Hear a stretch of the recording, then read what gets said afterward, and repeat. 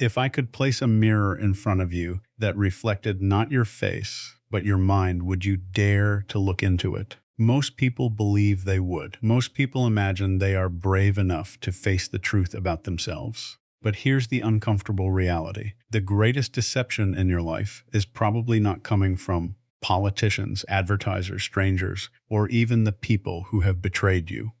The greatest deception is happening quietly, continuously, inside your own mind. It began years ago, and it has become so familiar that you mistake it for your own voice. You don't hear it because it sounds like you. You don't question it because it feels like certainty. And every single day, without realizing it, you defend it as if your life depends on it. Think about that for a moment. What if your strongest opinions are not built on truth, but on protection? What if your most convincing excuses are not explanations, but carefully engineered escape routes? What if your confidence, your anger, your pride, your fears, and even your memories have been edited? Not by some outside force, but by your own brain. This isn't because you're weak. It isn't because you're unintelligent. It isn't because you're dishonest. It's because your mind was designed with one mission that often outweighs every other priority. Protect the self at all costs. The human brain is extraordinary. It can solve impossible problems, create breathtaking works of art, invent technologies that transform civilizations, and imagine futures that don't yet exist. But beneath all that brilliance lies an ancient operating system built for survival. Long before it cared about accuracy, it cared about safety. Long before it cared about objective truth, it cared about keeping you emotionally functional. In many situations, your brain would rather preserve your identity than confront a painful reality. It would rather maintain a comforting illusion than allow your entire sense of self to collapse. Imagine carrying a priceless glass sculpture through a crowded city. Every bump feels dangerous. Every unexpected movement threatens to shatter it. Your ego, your sense of who you are, functions in a surprisingly similar way. Whenever new information threatens that identity, your mind reacts as though it is protecting something incredibly fragile. And that's exactly what psychological defense mechanisms are. They are invisible bodyguards standing between your conscious awareness and emotional pain. The remarkable thing is that these bodyguards don't ask permission.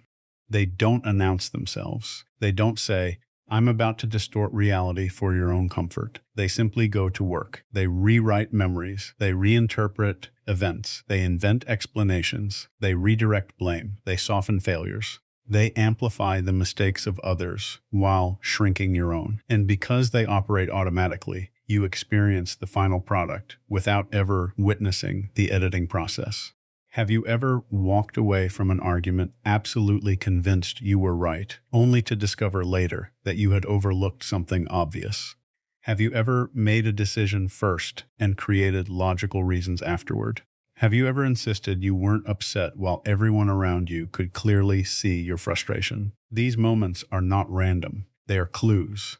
They reveal a hidden system working beneath conscious thought. Here's something fascinating. Your brain doesn't merely remember the past, it reconstructs it. Every time you recall an event, your memory isn't opening a perfectly preserved recording. It's rebuilding the experience from scattered pieces.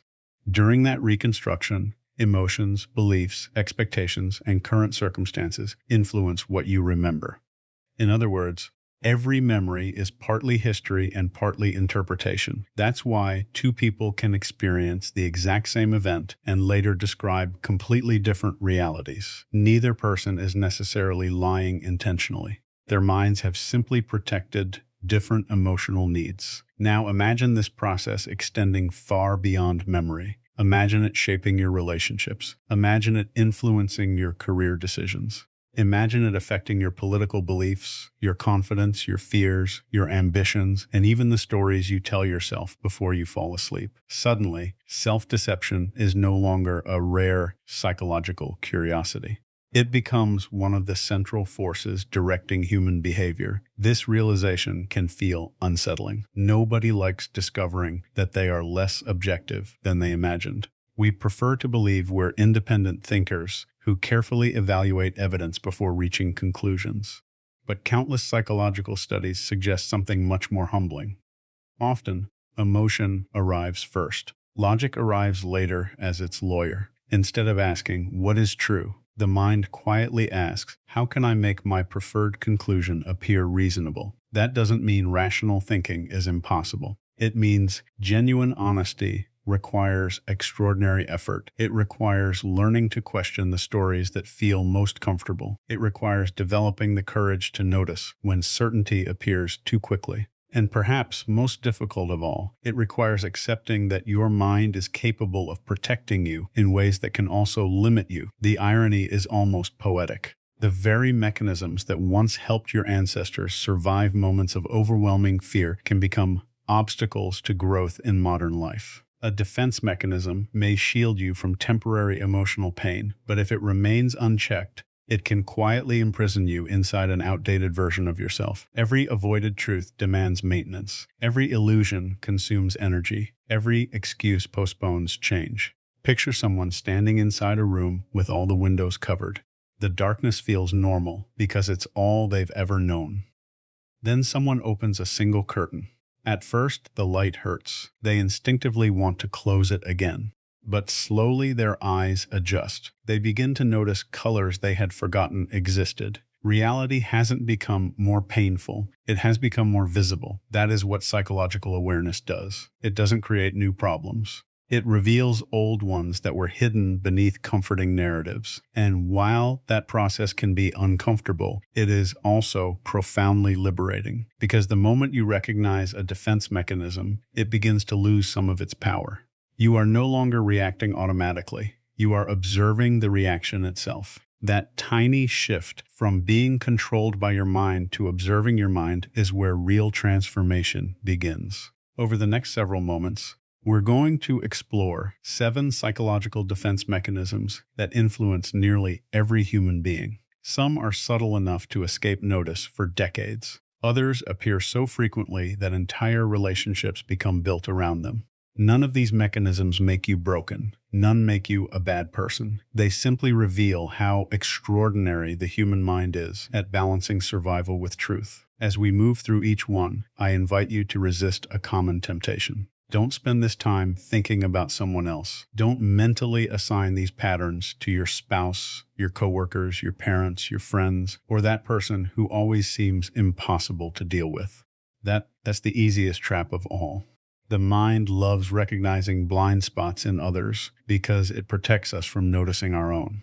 Instead, ask yourself a different question. Where have I done this? That single question is more powerful than hours of criticizing someone else. Because here's the truth. The people who grow the most are rarely the ones with the fewest flaws. They're the ones willing to see them.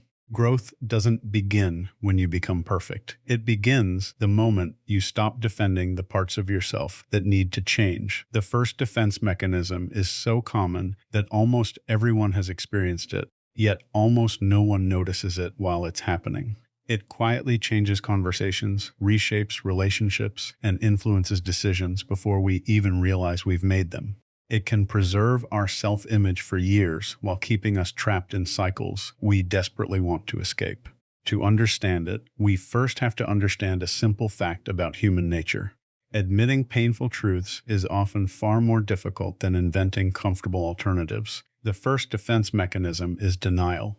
It sounds simple, almost too simple, and because of that, people often misunderstand it. They imagine denial as someone refusing to believe an obvious fact, like ignoring a medical diagnosis or pretending a serious problem doesn't exist. Those are dramatic examples, but denial is usually far quieter than that. It rarely announces itself. It doesn't shout, it whispers. It doesn't erase reality. It edits it just enough to make it emotionally manageable. That is why it is so effective. It allows us to look directly at the truth while somehow never really seeing it. Imagine driving through a dense fog.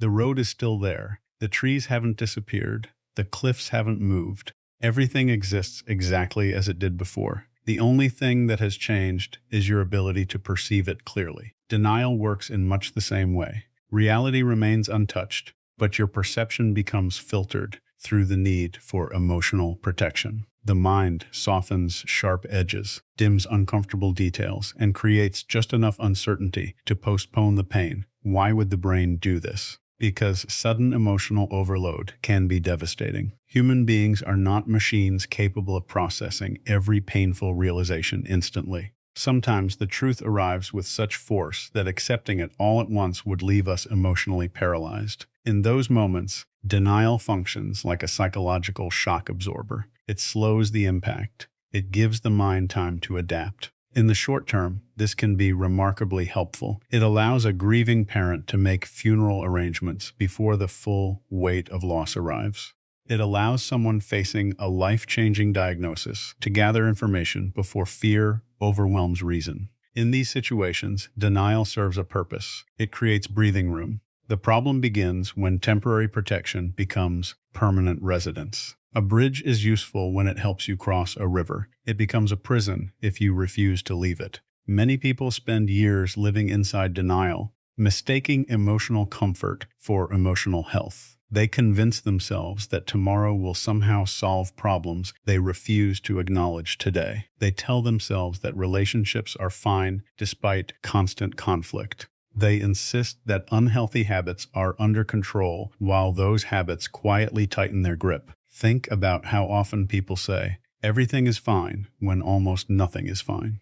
Those three words have become one of the most common emotional disguises in modern life. Sometimes they are spoken to reassure others. More often, they are spoken to reassure ourselves. We repeat them often enough that eventually they begin to sound believable. The mind prefers a familiar discomfort over an unfamiliar uncertainty. Admitting that something is broken means accepting responsibility for change, and change is frightening even when it leads to something better. Consider the employee who spends years complaining about work. Every morning begins with frustration. Every evening ends with exhaustion. Friends encourage them to update their resume, learn new skills, or explore different opportunities. They nod in agreement. They say they're planning to make changes. Months become years. Nothing changes. Deep inside, denial quietly whispers, "It's not that bad." Those 4 words postpone action indefinitely. The job isn't satisfying enough to create happiness, but it isn't unbearable enough to force movement. Denial keeps them suspended in the uncomfortable middle. The same pattern appears in relationships. Someone notices increasing distance between themselves and their partner. Conversations become shorter. Affection fades. Small disagreements become frequent arguments. Instead of asking difficult questions, they convince themselves that stress at work is the only problem, or that every couple eventually feels this way. The warning signs become background noise. Then one day, the relationship ends, and they describe it as completely unexpected. Yet the evidence had been present for months, perhaps even years. Denial didn't eliminate the signs. It simply made them easier to ignore. Denial also shapes the relationship we have with ourselves. Many people spend enormous energy protecting an identity they no longer recognize. They tell themselves they're still passionate while feeling emotionally empty. They insist they're confident while avoiding every meaningful challenge. They claim they don't care what others think while allowing every criticism to linger for days. The gap between reality and self-image grows wider, but denial continuously builds temporary bridges across it. Here's what makes denial especially powerful. It often recruits evidence to support itself. Once the mind decides on a comforting conclusion, it begins searching selectively for information that reinforces that belief. Contradictory evidence fades into the background. Supporting evidence receives immediate attention.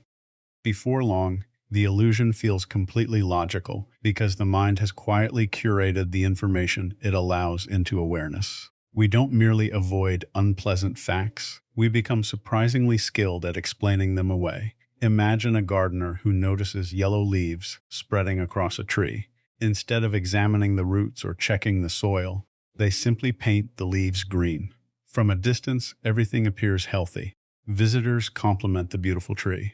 The gardener smiles proudly, but beneath the surface, the disease continues growing. Denial often works exactly like that. It changes appearances while leaving causes untouched. Real healing never begins because the real problem is never addressed. There is another cost to denial that many people overlook. Every avoided truth demands energy. Pretending not to see something doesn't make it disappear. It requires constant psychological effort to keep pushing it out of awareness. That effort accumulates over time. It appears as chronic stress, unexplained irritability, emotional exhaustion, or the strange feeling that something is wrong even when life appears stable. The mind is working overtime maintaining an illusion, and eventually that maintenance becomes more exhausting than facing reality itself. One of the greatest paradoxes of human psychology is that the truth we fear often hurts less than the stories we create to avoid it.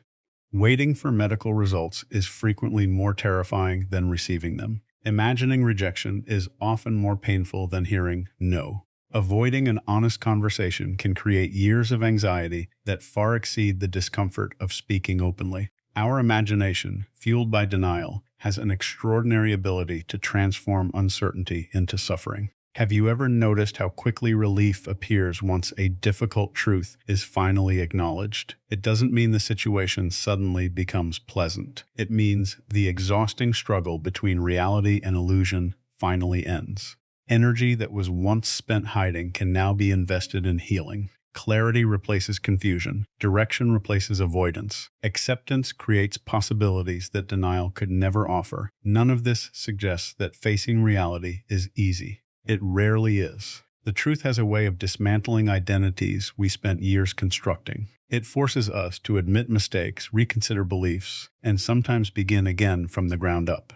That process is uncomfortable, but discomfort is not the enemy. Permanent avoidance is. If this video made you see something differently, hit like and subscribe for more insights into human behavior, psychology, and the hidden patterns shaping our lives. The moment you start seeing what others overlook, you can never go back to seeing the world the same way again. I'll see you in the next one.